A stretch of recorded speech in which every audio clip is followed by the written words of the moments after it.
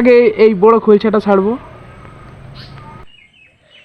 শাপলা ফুলের চারা তুলতে একটাই গাছ আছে এখানে। আসসালামু আলাইকুম গাইস, আপনারা সবাই কেমন আছেন? আমি মনে আছি আপনাদের সাথে।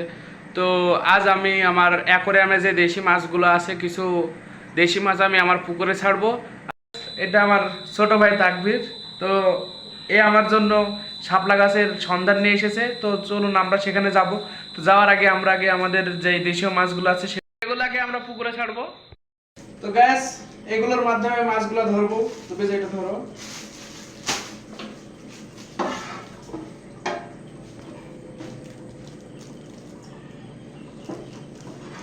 এই যে পানি নিলাম, পানি না নিলে হবে না, কারণ অন্য পানি দিলে তো মাছগুলো তো আগে আমি এই যে এই পুঁটিটা ধরবো আগে। গ্যাস এর মধ্যে ছিল 3টা পুঁটি আর 4টা খোলসা।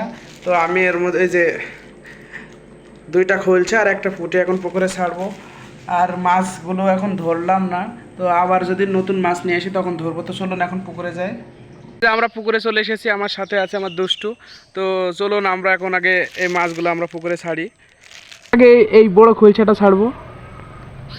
এই যে ওইদিকে নিচে নেমে আর ছাড়লাম না, কারণ আমাদের এখানে অনেক সাপ পোকামাকড় আছে। আর এই যে আমাদের একটা দেশীয় পুঁটি ছাড়লাম। আর এই যে আর একটা খৈলছা, তখন এটাও ছেড়ে দিই। এই যে তো গাইস আপনারা সবাই এখন দেখতে পাচ্ছেন আমি আছি পানির ভিতরে। এই যে আমাদের চন্দনার ভিতরে এই যে শাপলা ফুলের চারা তুলতে একটাই গাছ আছে এখানে। এই যে ফুলও ফুটেছে, এগুলো আমি ট্যাঙ্কে দিব, ট্যাঙ্কের ভিতর লাগালে দেখবো হয় নাকি। তো এই যে আমাদের শাপলা গাছ তোলার শেষ। এখন আমি ক্যারেটের মধ্যে পলিথিন লাগিয়ে মাটি দেব। মাটি না দিলে গাছটা ভালোভাবে লাগানো যাবে না। তো এখন আমি মাটি দেবো। মাটিগুলো একটু ঝুরঝুরি করে নিলে ভালো হয়, ঝুরঝুরি না করলে মাটিটা ভালোভাবে বসবে না, গাছটা লাগানো যাবে না। তো আমাদের এখন মাটিগুলো এখন ক্যারেটে নেওয়া শেষ। তো এখন আমি ক্যারেটটা যেখানে সেট আপ করবো সেখানে নিয়ে যাচ্ছি। তো এই যে আমি এখন জায়গাটা পরিষ্কার করছি। এই যে আমাদের শাপলা গাছ, এই শাপলা গাছটা এখন আমি ওই ক্যারেটের মধ্যে এখন লাগাবো। তো লাগানোর জন্য এখন আমি মাটিটা ভালোভাবে হাত দিয়ে সরিয়ে নেব। সরিয়ে নেওয়ার পরে গাছটা ভালোভাবে লাগাবো, না হলে যদি মাটি উঠে যায় তাহলে গাছটা আর হবে না। তো এখন আমি গাছটা ভালোভাবে লাগাবো। এই যে আমি এখন হাত দিয়ে মাটিগুলো সরাচ্ছি।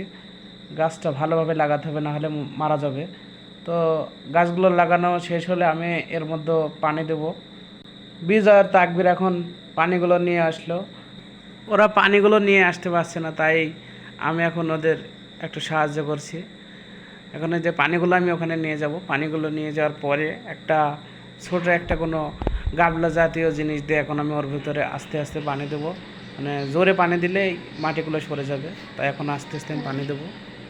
তো আমাদের পানি দেওয়া শেষের দিকে, এখন হালকা একটু পানি আছে, পানিটা আমি ভালোভাবে আস্তে আস্তে দিচ্ছি।